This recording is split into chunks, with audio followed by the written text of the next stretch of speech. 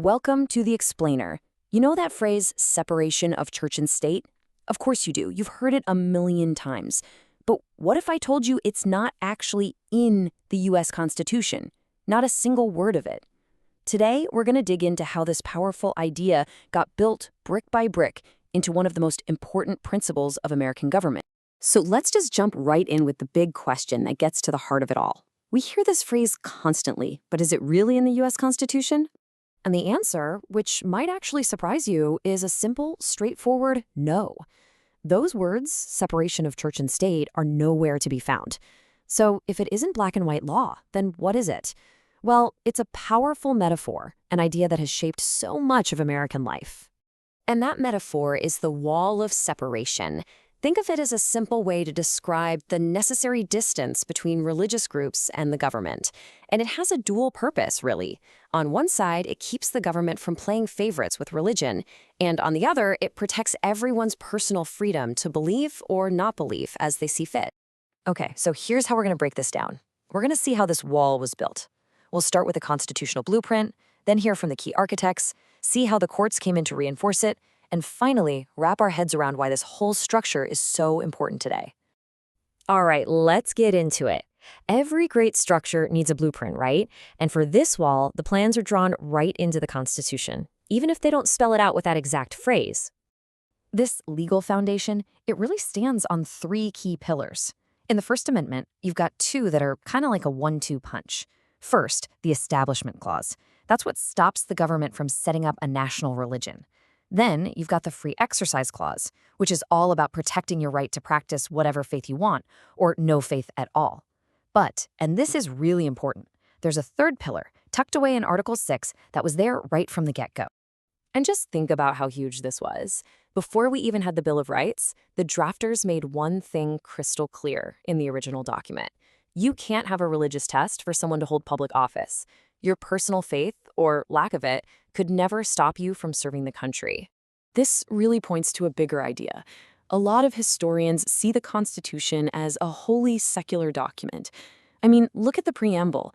It lists goals like establish justice and promote the general welfare. And unlike a lot of other founding documents from that era, you won't find any mention of God or Christianity in it. Okay, so we've got the legal blueprint. But a blueprint is just a drawing.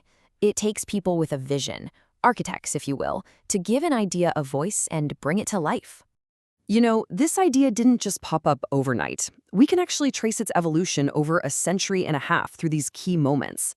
Different people, facing different challenges, help shape what this wall would mean. The first person we know of to use this metaphor was Roger Williams, the founder of Rhode Island. But here's the fascinating part.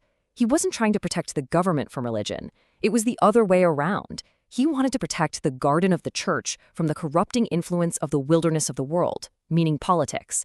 For him, the wall kept religion pure. Now, let's jump forward more than 150 years. The U.S. government is now a thing, and it needs to make its position clear on the world stage. In a Treaty with Tripoli, signed by President John Adams, they laid it out in no uncertain terms. This was basically to tell Muslim nations, hey, we're a secular government, not a Christian one you have to fight. Now get this. This wasn't some radical, controversial idea that barely passed. No way. The Senate ratified that treaty with that super clear language unanimously. 0 votes against it. That tells you there was this massive consensus that, yeah, this is who we are as a new nation. And then, of course, we get to the man who gave us the exact phrase we use today, Thomas Jefferson. He wrote this in a letter to a group of Baptists who were worried about government overreach. He used the wall of separation metaphor as a promise, a reassurance to a religious minority that their freedom to worship was safe. So, the blueprint was drawn up.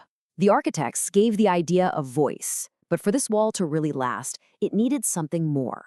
It needed to be reinforced with the power of the law, and that's where the Supreme Court comes in. And the big moment was in 1947. In a case called Everson v. Board of Education, the Supreme Court took Jefferson's phrase, this historical metaphor, and officially made it a part of American legal doctrine. This was huge. It went from being a powerful idea to a binding legal principle. Justice Hugo Black, who wrote the court's opinion, did not mess around. He said the wall must be kept high and impregnable. That is some strong language. It left absolutely no room for ambiguity and basically cemented this metaphor into American law forever. Okay, let's pull all these threads together. We've seen the plans, we've heard from the builders, and we've watched the legal mortar get applied. So how did this whole structure come together in the end? It really is a clear three-step process when you look at it. It started with a blueprint, the actual clauses in the Constitution. Then it was given its voice by its architects, the people who defined what it meant. And finally, it was reinforced by the courts, giving it the full force of law. It's an amazing evolution from idea to principle. And that's really the big takeaway here. It's not just one quote from Jefferson or one clause in the First Amendment. It's the combination of the Constitution, the history behind it, and the court decisions that gives this idea of a wall its incredible power and staying power.